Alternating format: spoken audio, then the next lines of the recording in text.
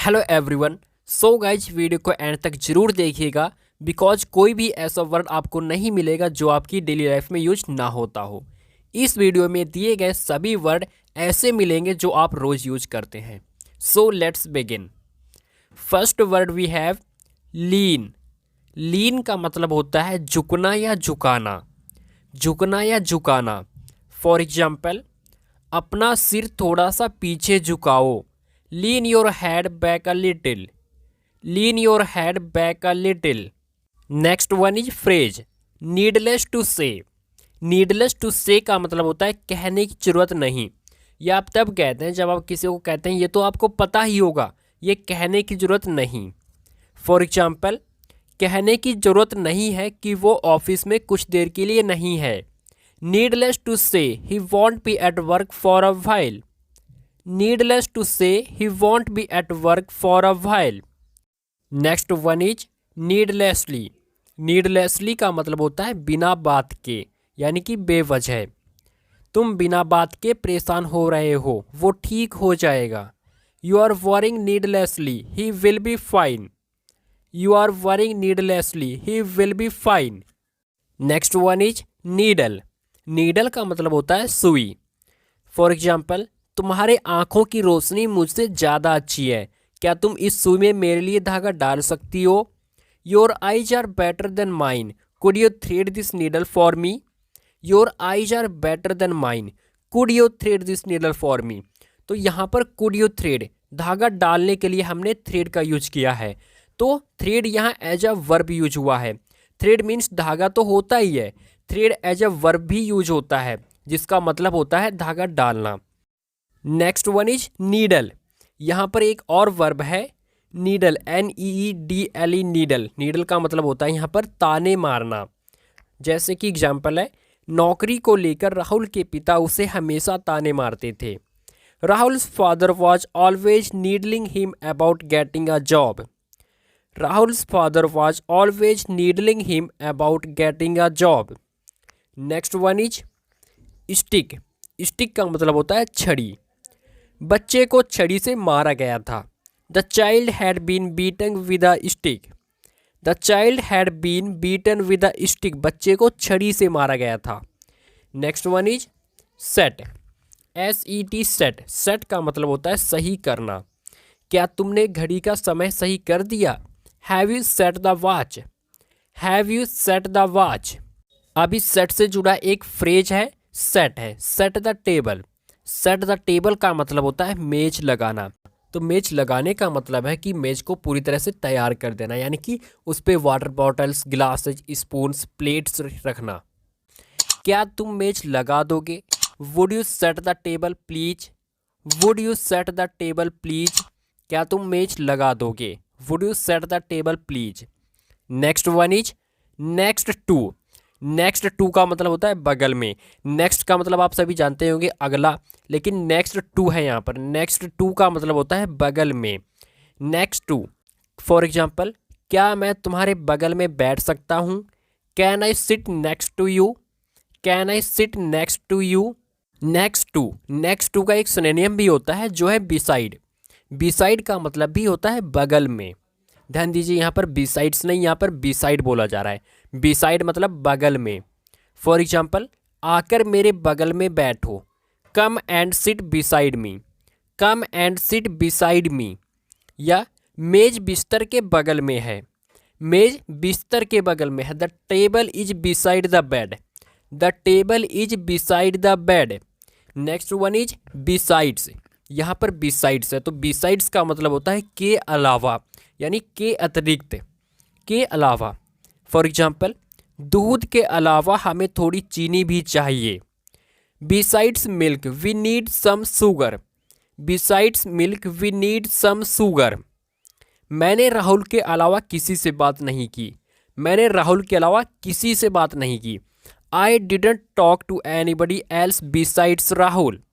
I didn't talk to anybody else besides Rahul. Next one is no reason. No reason एक बहुत ही अच्छा और एक बहुत ही महत्वपूर्ण वर्ड है। नो रीजन, नो रीजन का मतलब होता है ऐसे ही। तुम उस तरफ से क्यों जाना चाहते हो? जब आपको कोई पूछता है तुम उस तरफ से क्यों जाना चाहते हो, why do you want to go that way, why do you want to go that way, तो आप कहते हैं अरे ऐसे ही, ओह नो रीजन। या फिर आपसे कोई पूछता है कि आप ये काम क्यों कर रहे हैं, तो आप कहते हैं बस ऐसे ही, no reason. Next one is disappoint. Disappoint का मतलब होता है निराश करना। फॉर एग्जाम्पल, मैं आपको निराश नहीं करना चाहता, I don't want to disappoint you, I don't want to disappoint you. या फिर कई बार आप कहते हैं उसने मुझे निराश किया, ही डिसअपॉइंटेड मी, उसने मुझे निराश किया, he disappointed me. Next one is afraid. Afraid का मतलब होता है डरा हुआ या भयभीत। फॉर एग्जाम्पल, वो डरा हुआ है, he is afraid, he is afraid. या फिर पूछने से डरो मत, don't be afraid to ask, don't be afraid to ask. Next one is I am afraid. I am afraid, मुझे खेद है। आई एम अफ्रेड का मतलब होता है आई एम सॉरी, यानी मुझे खेद है, मुझे खेद है कि मैं पार्टी में नहीं आ सकता। I am afraid that I can't come to the party, I am afraid that I can't come to the party. यहाँ पर आप directly I can't come to the party के बजाय अगर आप आई एम अफ्रेड का यूज करते हैं तो ये आपका एक डायरेक्टली जवाब नहीं होगा किसी को। I am afraid that I can't come to the party. Next one is while. While का मतलब होता है दौरान, यानी कि ड्यूरिंग। जब मैं छुट्टी पर था तब मेरा काफ़ी वजन बढ़ गया, यानी कि छुट्टी के दौरान काफ़ी वजन बढ़ गया। I gained a lot of weight while I was on holiday. I gained a lot of weight while I was on holiday. Next one is in a while. In a while का मतलब होता है थोड़ी देर में। In a while, थोड़ी देर में। For example, मैं थोड़ी देर में आ रहा हूँ, I am coming in a while. मैं थोड़ी देर में आ रहा हूँ, I am coming in a while. वो तुम्हारे साथ थोड़ी ही देर में होगा, He will be with you in a while. He will be with you in a while. वो तुम्हारे साथ थोड़ी ही देर में होगा। Next one is lie. Lie, यहाँ पर ध्यान दीजिए, यहाँ पे काफ़ी कन्फ्यूजन हो जाता है। लाई, लाई मीन्स झूठ बोलना भी होता है और लाई मीन्स लेटना भी होता है। लाई मीन्स लेटना वो आपको वीडियो में आगे बताया जाएगा। यहाँ पर है लाई, LIE, लाई मीन्स झूठ बोलना। लाई की सेकेंड फॉर्म होती है लाइड, LID लाइड, और थर्ड फॉर्म भी इसकी लाइड होती है। यहाँ पर आप सेकेंड और थर्ड फॉर्म्स की मदद से आप काफ़ी अच्छा डिफरेंस इसमें जान सकेंगे। जैसे वो झूठ बोल रहा है, ही इज लाइंग, या मुझसे झूठ मत बोलो, डोंट लाई टू मी। या फिर उसने मुझसे झूठ बोला, कई बार आप कहते हैं कि उसने मुझसे झूठ बोला, तो यहाँ पर सीधी सी बात है कि बोला पास्ट है, तो he lied to me, he lied to me. Next one is LIE, lie means लेटना। यहाँ पर भी जो है लाई की सेकेंड फॉर्म है ले और थर्ड फॉर्म होती है इसकी लेन, LAIN, लेन। वह जमीन पर लेटता है, he lies on the floor. वह थोड़ी देर के लिए वहाँ लेटा, he lay there for a while, second form का यूज हुआ है, ही lay there for a while, वह थोड़ी देर के लिए वहाँ लेटा। नेक्स्ट वन इज, आप कई बार किसी को कहते हैं लेट जाओ, तो आप लेट जाओ डायरेक्टली लाई तो कहेंगे नहीं, आप कहेंगे उसे लाई डाउन, लेट जाओ, lie down. Next one is quicken. Quicken का मतलब होता है तेज करना, पैर जल्दी जल्दी बढ़ाओ या कदम जल्दी जल्दी बढ़ाओ। Quicken your steps, quicken your steps, या फिर आप स्टेप्स की जगह पर आप पेस का भी यूज कर सकते हैं। पेस मतलब भी कदम होता है, आप कह सकते हैं क्विकन योर पेस, कदम जल्दी जल्दी बढ़ाओ। Next one is recall. Recall का मतलब होता है वापस याद करना। मैं याद नहीं कर पा रहा हूँ कि ये मुझे किसने दिया, I can't recall who gave me this, I can't recall who gave me this. Next one is snore, SNORE, snore. Snore means खर्राटे लेना। फॉर एग्जाम्पल, क्या आप खर्राटे लेते हैं, do you snore, do you snore.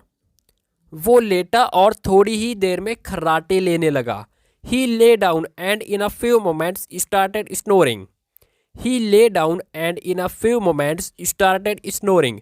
वो लेटा और थोड़ी ही देर में खर्राटे लेने लगा। Next one is empire.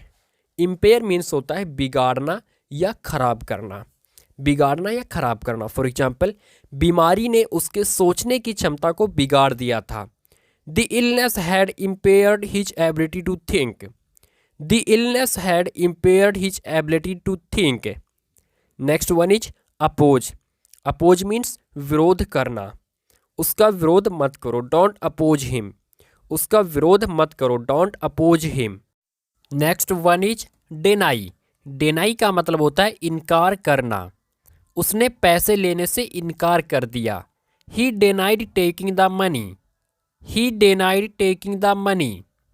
Next one ban, BAN, ban. Ban means होता है प्रतिबंध लगाना, रोक लगाना। फॉर एग्जाम्पल, बिल्डिंग में धूम्रपान करने पर रोक है। Smoking is band in the building. Smoking is band in the building. Next one is blanket ban. Blanket ban का मतलब होता है पूरी तरह प्रतिबंध लगाना, यानी कि जरा सा भी नहीं होना चाहिए। जैसे कि फॉर एग्जाम्पल, सरकार ने पटाखों पर पूरी तरह से प्रतिबंध लगा दिया है। The government has imposed a blanket ban on fire crackers. The government has imposed a blanket ban on firecrackers. Next one is how often. How often का मतलब होता है कब कब। For example, आप कब कब अंग्रेजी सीखते हैं? How often do you learn English? How often do you learn English? Next one is that's why. That's why का मतलब होता है इसीलिए। For example, इसीलिए लोग उसे पसंद करते हैं। That's why people like him. That's why people like him.